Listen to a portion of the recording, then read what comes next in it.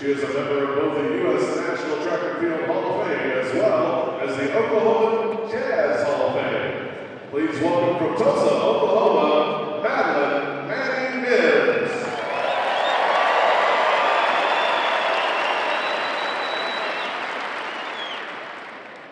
Oh, say, can you see by the dawn's early light what so proudly we hailed at the twilight's last gleaming, whose broad stripes and the bright stars through the perilous fight, all the red hearts we watched were so gallantly streaming, and the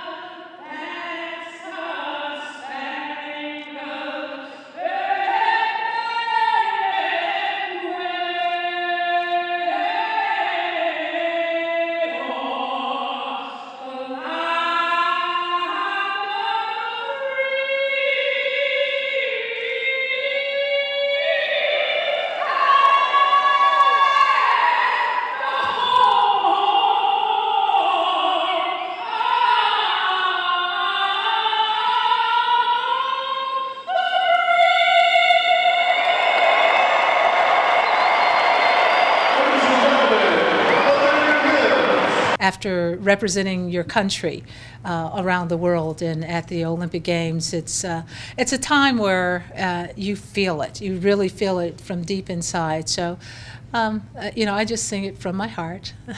That's awesome. Does it get, more special to you as the years go on? Probably as I get older, knowing that I have the opportunity to mentor upcoming Olympians as well as WNBA ladies, it means a lot to me because I see my legacy being multiplied.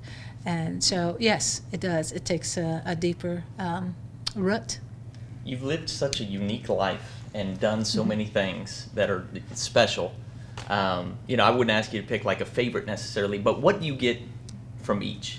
As a singer, as an athlete, a chaplain, I think you speak as well. Yes. What do you take from each of those? Actually, all has one major thing that's going forward, and that is my athleticism as being given back as a gift from God. And what happens is that it separates into different segments, whether it's singing, whether it's speaking, whether it's mentoring, whether it's doing chaplaincy, whether it's helping little kids, whether it's encouraging and edifying people. It stems around the same thing. So the theme of my life is to give my gift back to God and help somebody else with it. What is that like? You were just out there, 18,000 people. Even if you've done it a bunch, do you hear, the crowd before? Do you kind of go into, like a bit of a zone? Tell me what that's like walking out. Well, probably, when I first walk out there, I'm thinking about logistical things, where exactly I'm supposed to be and how much time I have to do it in, that type of thing. But once I begin to sing it, I can feel the crowd coming into it and embracing the song with me. And so I begin to try to use my dynamics to actually minister the song and then more than just sing it, but that it becomes a part of who I am and my story and my journey. Why, I guess, was it Oral Roberts that brought you to Tulsa and some of the gospel singing maybe is that why do you still call Tulsa home, I guess? Why have you made Tulsa your home? Well, one, I'm right now at the school, in grad school at Oral Roberts University, working on my doctorate degree. But when I first came here, I really felt led by God to be here as a different phase of my life, a different season of my life. I didn't know where that was going to take me. At the time, I thought I was finished running and that I was just settling in here, but my whole life changed, and all of a sudden doors start opening that weren't available for me in Ohio, and turned my life around. So I have found this not only to be my home now, but to be a place where I've grown and raised my kids, and my husband and I are now gone back to school when everybody else is retiring. We're going into a new segments of our lives, and so it's an exciting time. And do you continue to be an Olympic team chaplain? Yeah, You do that yes. Actually, each Olympiad, you're chosen by the MECC, which is an organization that chooses multi-faith from all over the world.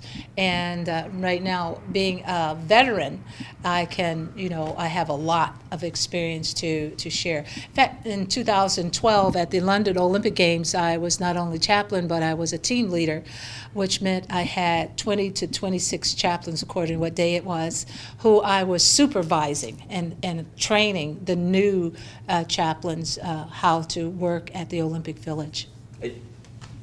Being connected and staying connected to athletes today, and especially at that level when you're a chaplain, Right. the things that you're discussing are spiritual in nature, and Right. I would imagine you take a lot from that. I mean, it seems like yeah. that's got to be a fantastic experience. Well, being a chaplain, especially at that level, it takes me back home. I'm home when I'm at the Olympic Village.